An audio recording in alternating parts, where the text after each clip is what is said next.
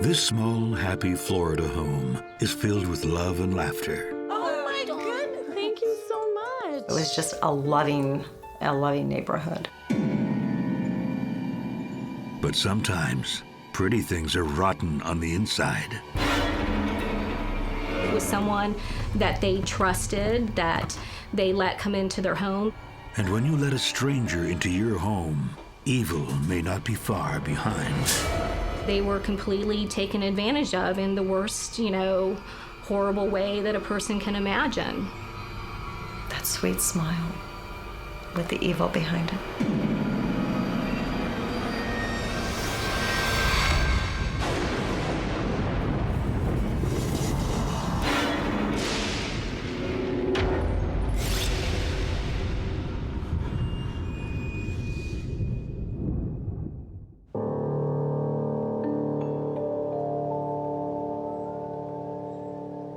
It's a day like any other in Tampa, Florida, when Don Mallory rises at dawn and slips outside for a cigarette.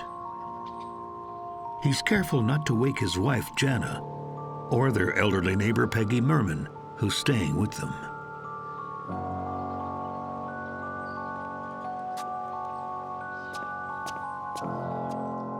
As a matter of routine, Don checks in on Peggy.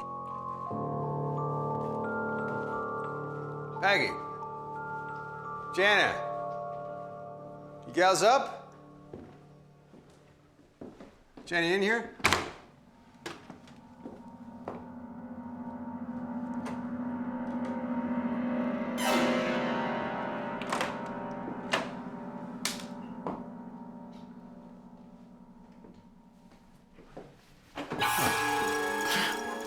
Oh there, cowboy. Why are you so jumpy? Peggy up yet? I don't know. Peggy? Peggy? Peggy? Janna! Janna, call 911! What's wrong? Just call 911! When he woke up in the morning and had gone to check on her, he noticed that she was cold and stiff. Donald called 911, and medical crew was sent.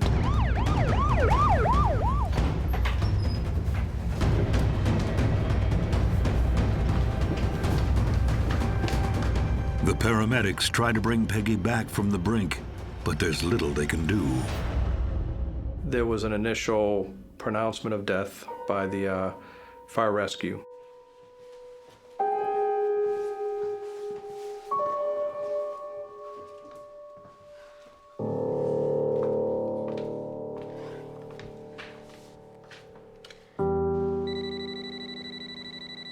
Janna breaks the news to Peggy's family. I got it. Hello. Janice, it's Janna. Hi. What's going on? Honey, I'm sorry, but your mother's passed away.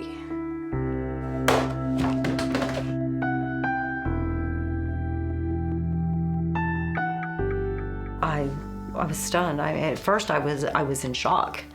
I didn't believe what I had just heard.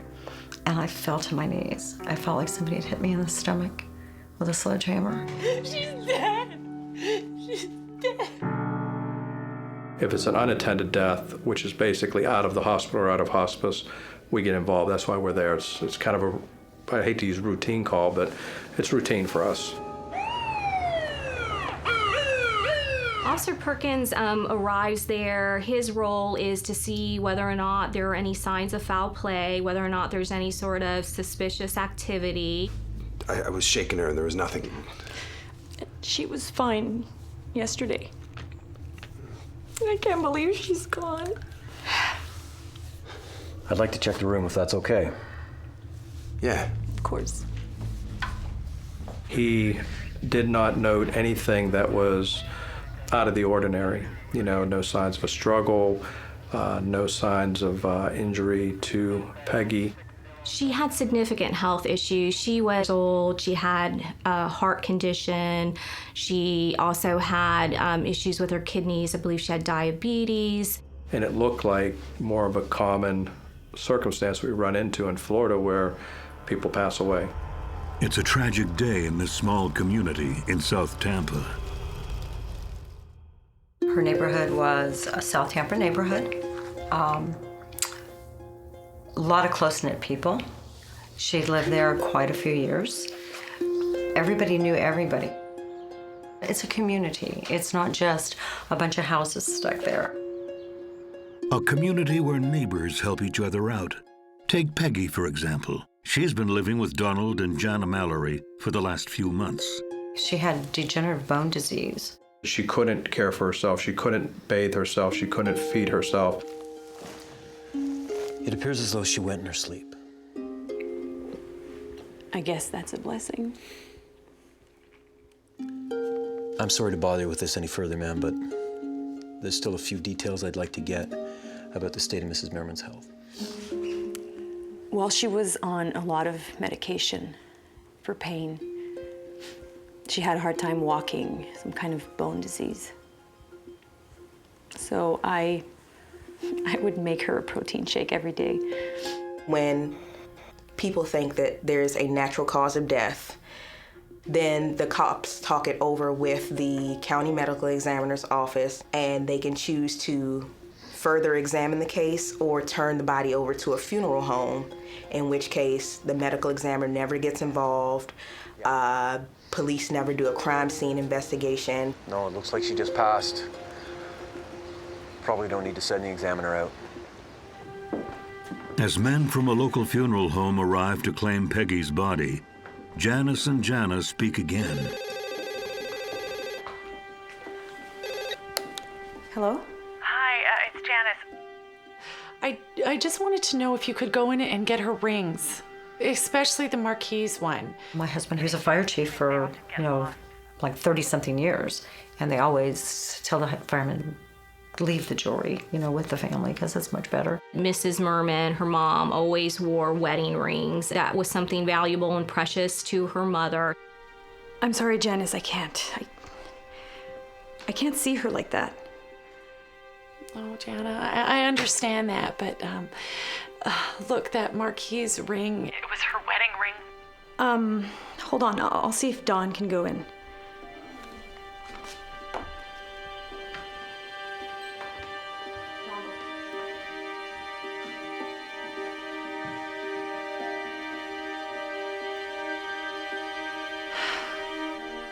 They're going to look for it. Janice, the rings are gone. What do you mean they're gone? I had told her over the telephone, find them. And I told my husband, and he said, well, come on, we'll go down,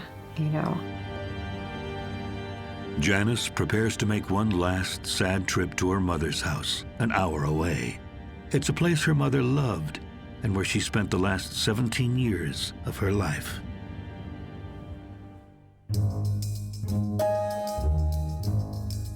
Peggy was a neighborhood icon, well known for her lively sense of humor and her style.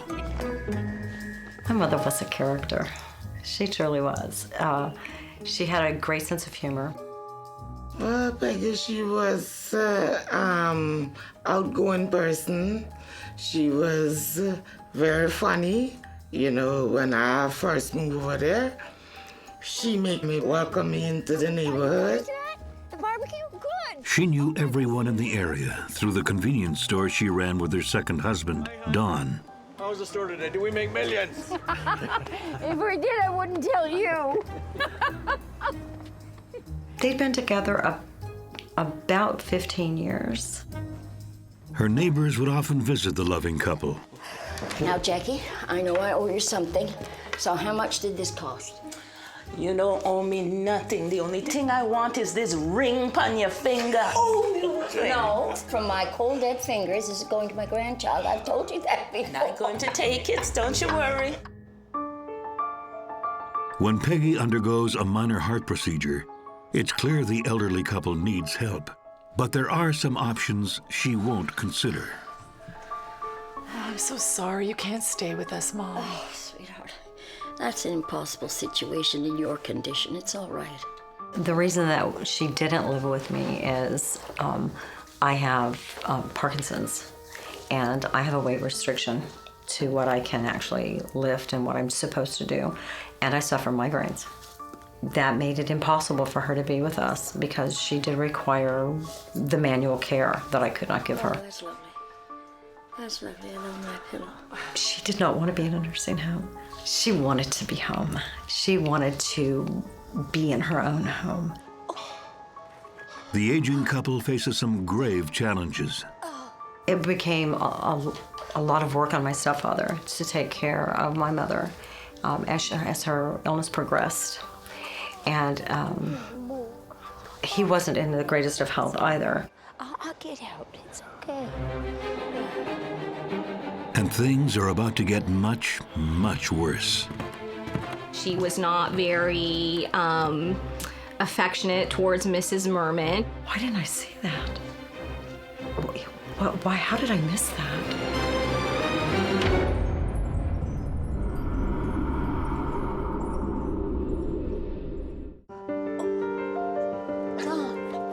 Facing escalating health problems, Florida couple Don and Peggy Mehrman are forced to admit they need help to survive. As the elderly couple struggles, Shelley Parker, a local woman, offers to lend a hand and moves into the small home in the autumn of 2005. She was just a friend that, one, she needed a place to be, and they needed somebody to help. So it was a give and take, win-win situation. Well, at the beginning, it was house cleaning, running chores, driving them around. As Donald got sicker, and then as Peggy got sicker, she became really more of a formal caregiver. Shelley was a sweet lady. She truly was. She was an older lady. She was small in stature and size. As Don and Peggy's needs escalate, the situation is barely manageable when tragedy strikes. Don Mehrman dies suddenly after a stroke in March of 2007. It was devastating to my mother. She was hurt because he was her company, How can I manage without him? My mother became more demanding. She became, I believe, fearful in a lot of ways. All right, I got it. Yeah, okay. In time, and with Dawn's absence, Peggy's physical problems become overwhelming for Shelley. Oh, Shelley, do you think you could go and get me some of those crackers that I like so much? Oh, thank you. You're a darling. Oh. She was depressed. In fact, she took medication for it. She did suffer anxiety, and that put more stress on her, more stress on the household. Luckily, the community pitches in when they can, and Peggy has no shortage of visitors. Well, look, a young'un. Miss Jackie lived across the street, and a lot of her girlfriends were friends with Mother. They would actually come get her, even when she lost her mobility. Have you run out of coffee? What about you? Shelley? Shelley, my guests have no more coffee. But not everyone is enjoying themselves. You have to make more, darling. I'm coming already, okay? I believe that my mother had gotten so used to being waited on by both Dawn and Shelley that she became accustomed to it. And when it was only Shelley, then it became overwhelming. And so they would argue. I would like my pills now.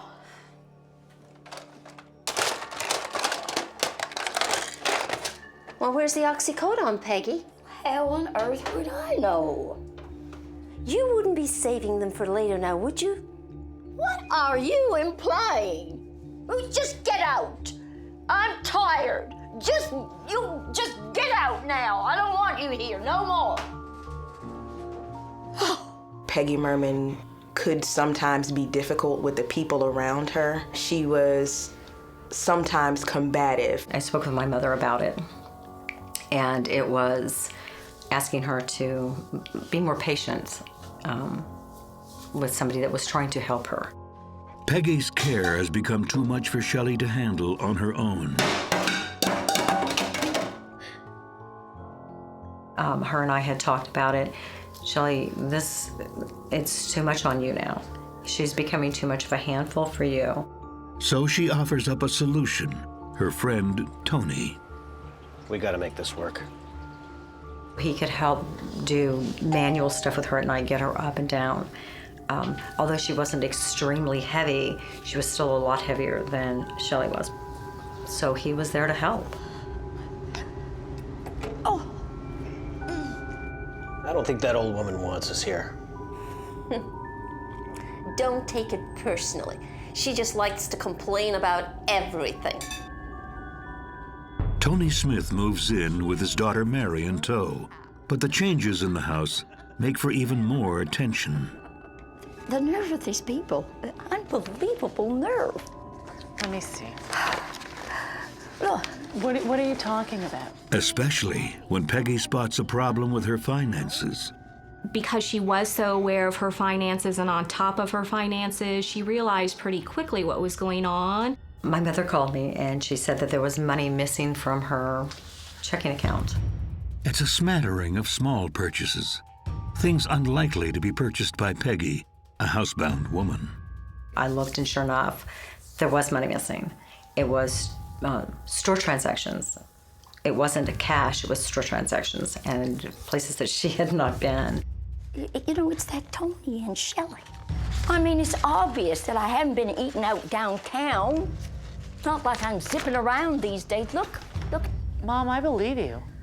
And we thought that it was Shelley or her gentleman helping her towards the end, and maybe his daughter had taken and used the card. We didn't know. Look, she can't do the job anyway. Let's just fire her. What's going on, ladies? I think we all know this isn't going so well, and we think it's time now that you just leave. Peggy decides not to press charges. Mrs. Mehrman was very independent. I don't think she would have allowed or basically aired out what was going on in her personal finances. Even without criminal charges, there is bad blood on both sides. She had been terminated from her employment. She left under a cloud of suspicion. And a grudge can be a terrible burden. She had no love lost for Mrs. Mehrman or for Mrs. Mehrman's daughter, Janice Roberts. People can kill people out of revenge.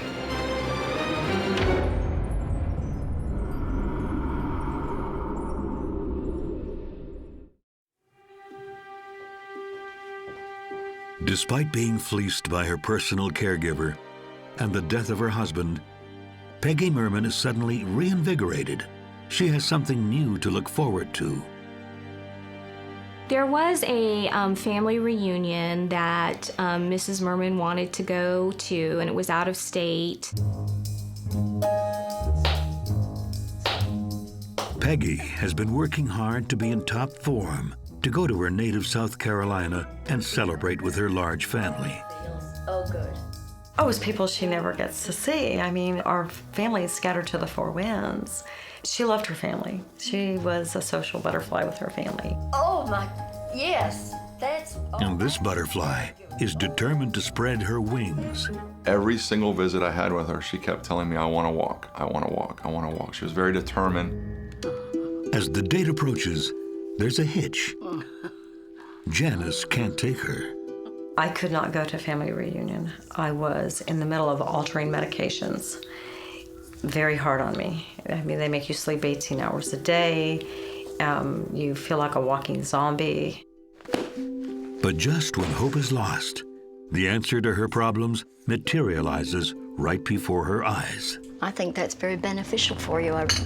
Oh my goodness, there's Donald and Janna. Lifelong bachelor Donald Mallory is one of Peggy's dearest neighbors. He did enjoy life, and he always had pretty women that he saw, but never got really serious that I know of.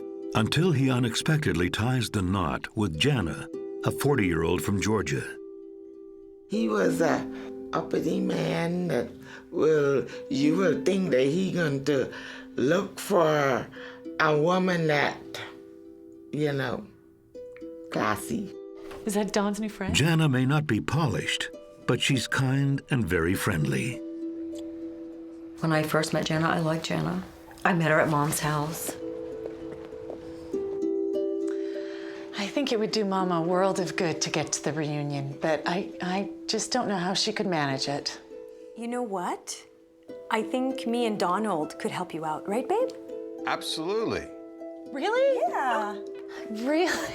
Well, thank you. Oh my goodness. It's the answer to the family's prayers. So to have a woman and a man, to have his strength and her ability to do the more personal stuff being a female, I really felt was lucky. It was a godsend. I guess this is one way I get to use this fancy Cadillac of yours. Oh, Donald, you know this Cadillac is as good as yours. You could drive it any time.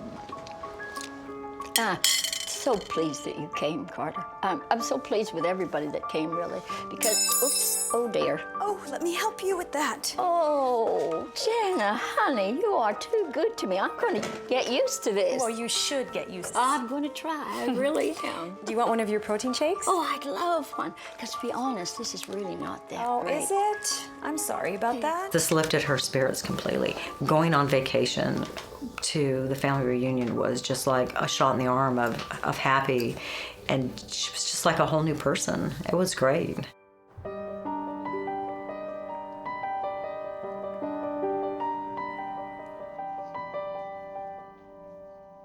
After the reunion, Peggy is thrilled when Dawn and Janna's help continues. Oh, my. What are they doing to my beautiful house? When she's faced with retrofitting her home to accommodate her wheelchair, they generously offer to take her in. Is that really necessary? It's very disruptive. What starts as a small fix becomes much more. When Peggy applies for a reverse mortgage to fund the renovations, contractors find a problem. In order to get the reverse mortgage, they needed to do some mold abatements. Oh, honey, you can't live like that. It's hard enough for you to manage in your situation. No, you stay here as long as you want. Oh, Janna, that is so very generous of you. Thank you. The renovation work should only take a few days. It'll just be for the couple weeks, and it was great, wonderful, no problem.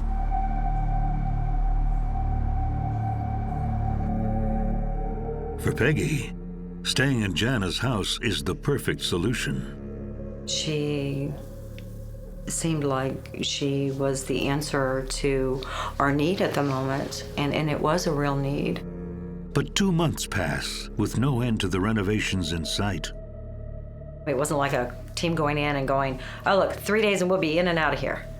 It was kind of we'll get there when we can. We do a little bit in between because we're doing other jobs. So it dragged. It really did drag on.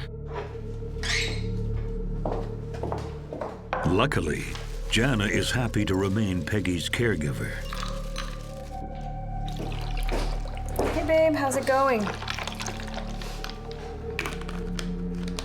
Unfortunately, Donald isn't quite so accommodating. Taking care of Peggy is trying his patience and maybe even his marriage. Don enjoyed life. He, when you have that many toys, there's a lot to do. I mean, you live in Tampa Bay and you have a boat. I mean, you live in Tampa Bay, you have a motorcycle. am I gonna do? He likes good times, something the couple enjoyed before Peggy arrived. Dawn, can you help me here? Donald, who's now out of work, is facing his own battles Dawn, can you help me? and struggling to hang on to his house and toys. Donald Mallory had been working just before Mrs. Mehrman moved into their home, had lost his job, and was no longer working at the time. They were in the process, I believe, of losing their home, their car, I believe there was a boat. There were all kinds of things that they were financing that they were no longer able to make payment on. Meanwhile, Peggy's health starts to get worse. Her daughter Janice hasn't seen her in weeks. When she went to Dawn and Janice's house, I didn't get to go because there was, again, not my home, not her home. In February, she called me and wished me happy birthday. Janice? Hi, honey. Hi, honey. How are you? Honey bunny, it's your birthday. My birthday is not in February. This is like going towards the end of February, and I'm going, Mom, my birthday's past, honey. It was, before. She goes, no, it's today, and I'm going, no. She sounded lethargic. You could tell that that she didn't have her full faculty. Oh, happy birthday. La, la, la, la. She would take medication. What she took is extremely strong. So to know the type of medication she was on and to know that she was drugged was normal to a certain degree. I would just figure it was medication. I caught her at a bad time. I caught her right after, it's taking effect. So it just seemed normal to me that she was drugged. But what seems normal at first soon seems bizarre. It just kind of gave me a funny feeling in the pit of my stomach. I thought, that doesn't sound very right. I thought, oh my God, how could you go through that much money?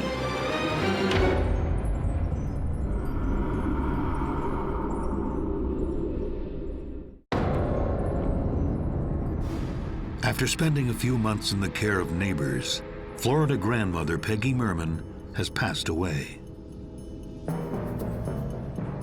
Her daughter, Janice, drives to South Tampa to start making funeral arrangements with her mother's caregivers, Donald and Janna Mallory. I talked back and forth with Janna quite a few times, getting ready to go. I mean, we had to settle everything at the household first. I think this is what you wanted. Sorry, I'm not sure. Peggy still liked to manage everything on her own, Yeah, thanks. But what happened to her jewelry? Her mother's precious ring is still on Janice's mind. She wouldn't have lost it. Yeah, well, that's true. She didn't lose it. Your mother gave it to me. And she was afraid that, you would get angry if you found out, so she told me to say that it was lost if you asked. Janice puts the ring aside for now.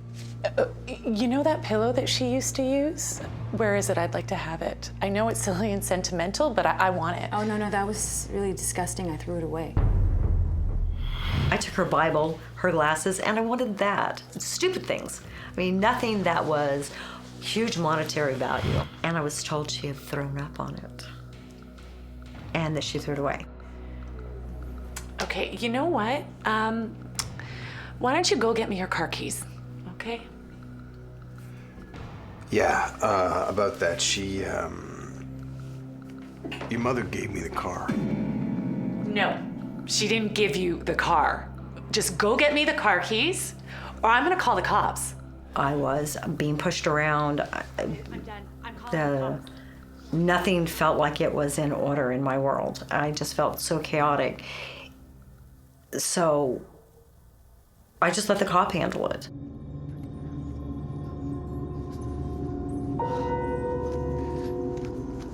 So? As if that weren't enough, Janice needs to attend to her mother's last wishes. Thank you so much. My mom already decided that she wanted cremation. So we were going to cremate her and divide her ashes, just like we had my stepfather's. I'm going, okay, well, I need to go to the banks. I need to get funds for a funeral. But when Janice tries to get money from Peggy's accounts, There's no money in my mom's account? she gets a shocking bit of news. But how can this be happening? It doesn't make any sense. This is... My heart hit the floor. I thought, oh my God, how could you go through that much money? You have not been anywhere to spend money. So how do you do that? Are you kidding? The bank manager then tells her that there had been some anomalies a few months before, but Peggy refused to do anything about it. There's no way that this is my mother. Could Shelley, Peggy's old caregiver, still have access to her mother's accounts? I'm ranting, I'm raving. I mean, at this point I was distraught. With one question after another weighing on her, Janice drives her mom's car home.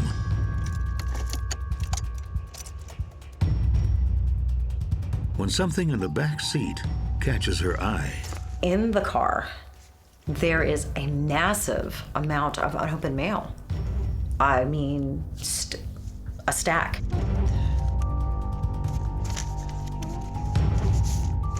It was all her bills. They were all overdue. Past due, collection notices. So yeah, I start opening them, you know, because these are all unopened. So I'm opening one bill right after another. I was freaking out. But Peggy was notoriously careful with money. She was very frugal, very, very frugal, and very cautious about money.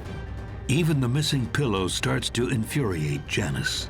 I was told she had thrown up on it. Or drooled on it is what she said. She had drooled on it and she had thrown away. And I said, drooled? My mother doesn't drool.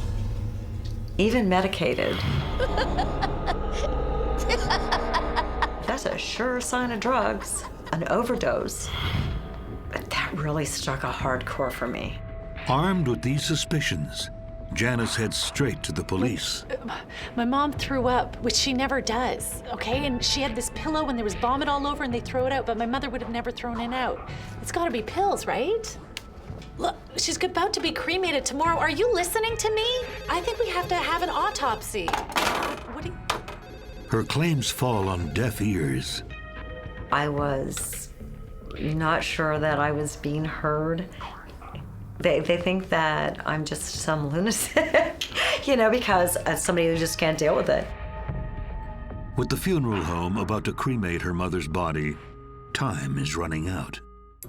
Desperate, Janice calls the medical examiner.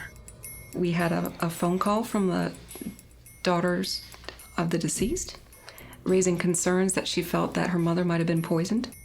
I believe that things are amiss. I really do. Look, there were 2 medications that she was on before she died. I just want to know if the levels were normal. Specifically, the daughter mentioned 2 narcotic prescription medications. One was called oxycodone, and the other one was hydrocodone. And both of those drugs are of concern because they're highly abused, and they can also easily cause an overdose.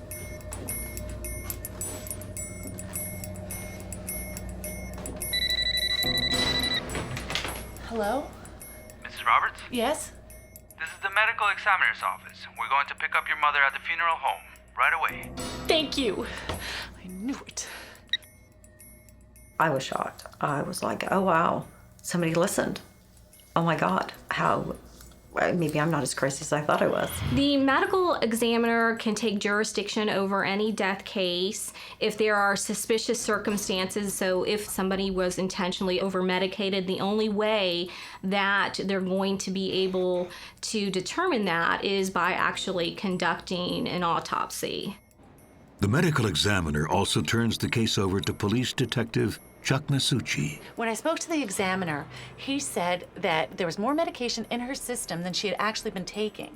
And when I spoke to her on the phone, she seemed completely out of it. So once the medical examiner took jurisdiction over the case, he began his investigation. Finally, Janice is being heard. She was very emotional, torn between grief and anger. And also, all her jewelry was missing. My mom never takes her jewelry off. And her bank accounts had been emptied completely. There was zero money in her account, yet she's paid no bills in months.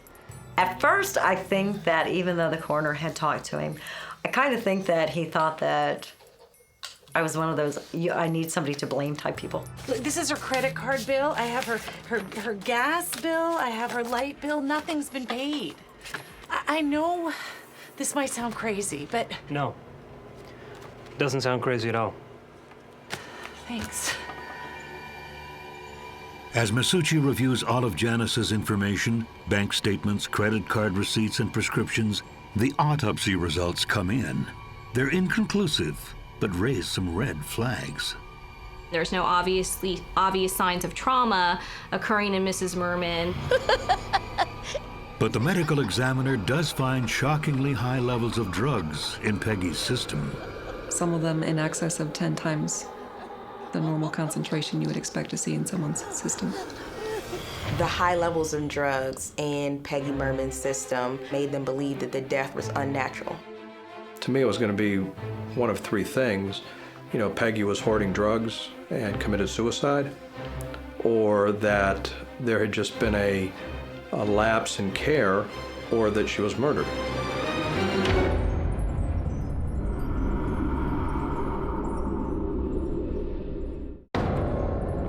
Police in Tampa, Florida are becoming convinced that Peggy Mehrman did not die from natural causes.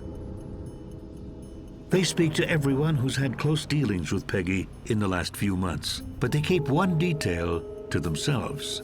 I did not confirm to them that an autopsy had been done and that we did have some suggestion, some science as to we were looking at a homicide, and I held that back. I actually think that that was a critical law enforcement strategy. One of the people the police question is her dismissed caregiver, Shelley Parker. If you go into an interview answering questions, not having all the information that the police have, of course they're waiting for you to trip up. Shelley wasn't forthright during her interview. She had no love lost for Mrs. Mehrman or for Mrs. Mehrman's daughter, Janice Roberts. She had been terminated from her employment. She left under a cloud of suspicion. Shelley was really trying to attempt to vindicate herself during my interview with her. Shelley suggests that Peggy hoarded her pills, which raises the specter of suicide. There were no prescription bottles that were found at the scene. There was no suicide note. From what Detective Masucci can tell, suicide is unlikely. She wasn't very mobile. She couldn't get up by herself. She doesn't really have the access to the medications. Those are kept in a separate room. And the sheer amount of drugs in her body makes an accidental overdose unlikely. The fluoxetine was a full gram in her body, which is 100 times, which is 100 or more pills. That doesn't happen accidentally. With pills being the clear cause of death, and both suicide and accidental overdose ruled out, only one option remains. We're looking at everything around this death. There was no autopsy since she was cremated right away at the family's request. And police soon learn only one person had access to the deadly mix of medications. Well, I will do anything I can to help. He specifically misinformed her and said that an autopsy had not been done. So, let me ask you about Mrs. Mehrman's primary care. Who was the primary caregiver? How did that work? Well, I pretty much waited on her hand and foot. I loved her. I even used a monitor to hear if she was okay. A baby monitor. By holding all that information, we gave her enough rope to hang herself. And that's what she did. And at the time, she felt comfortable and even confident, I believe, because she knew that the victim, Mrs. Mehrman, had already been cremated. I think knowing that fact, that there would never be any evidence that could prove that Mrs. Mehrman was over-medicated, she felt confident in portraying herself as this loving, trustworthy caregiver. I gave her her meds, fed her. Nobody else. She eliminated everybody else as being potentially involved in the ingestion of these drugs. Because she was still talking about, I took care of the medication. Very good. I did this, I did that. I did everything. Everybody else is going, no, no, no, not me, not me. Donald was in the other room. He's in there going, no, I never did anything. I did not give Peggy medicine. She hung herself by blowing her own horn. My view of Janna is that she's a manipulative person who thinks she's smarter than other people. She's the type of person that continued to talk to me because she was going to convince me how sweet she was. When police dig a little deeper, they learn Janna is far from the sweet girl who Donald Mallory fell in love with. A review of Janna's criminal background shows prior arrests for prostitution and drugs and theft. She has several aliases. Wow, a string of aliases. I was shocked. I was shocked. I mean, here I'm thinking that she's this little sweet girl next door, American Pie.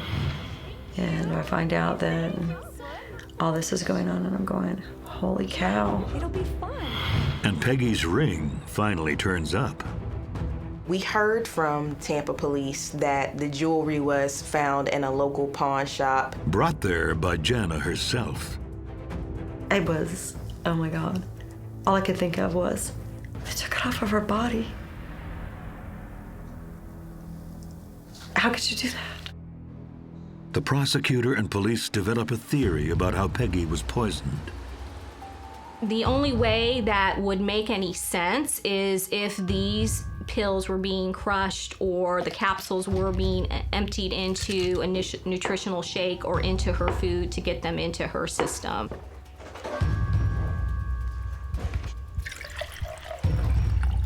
You would have to really dissolve it and put it with something that's a little bit sugary and has better taste.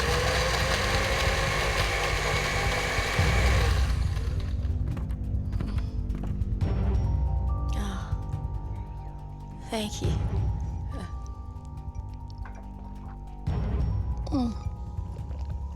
This tastes awful chalky.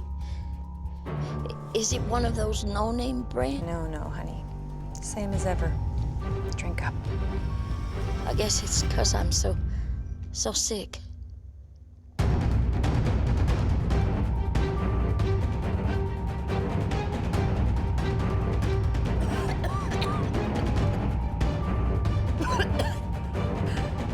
The medication would have caused convulsions,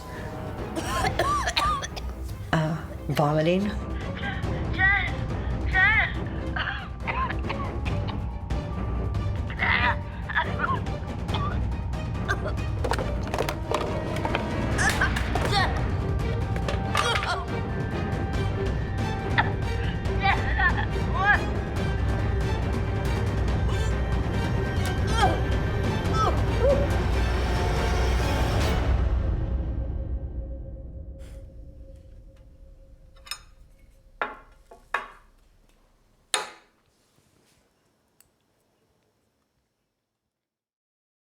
They could have backed it off at any time by calling EMS.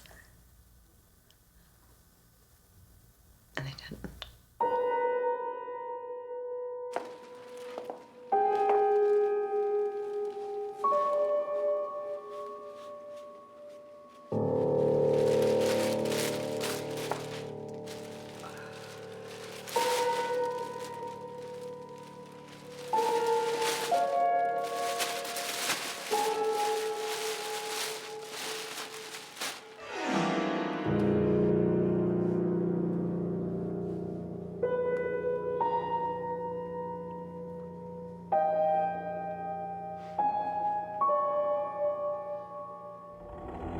Armed with the toxicology report, the bank statements, the ring theft, and her self-incriminating interviews, the prosecution puts Janna on trial for the murder of Peggy Mehrman.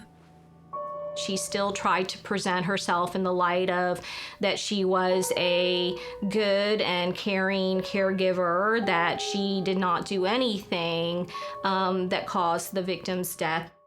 The jury doesn't buy it.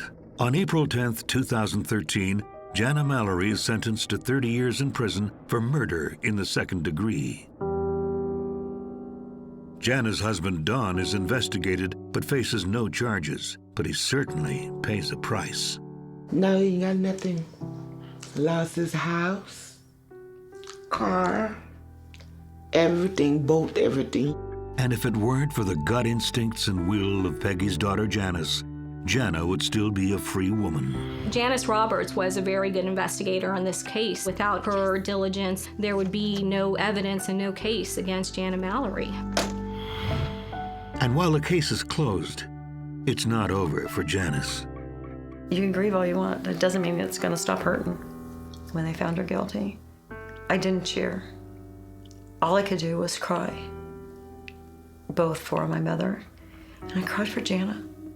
You know, I've often thought that I wanted to know why and understand it. But what kind of a person does it take to understand that thinking, that cruelty? But I'll never understand. I don't ever want to understand.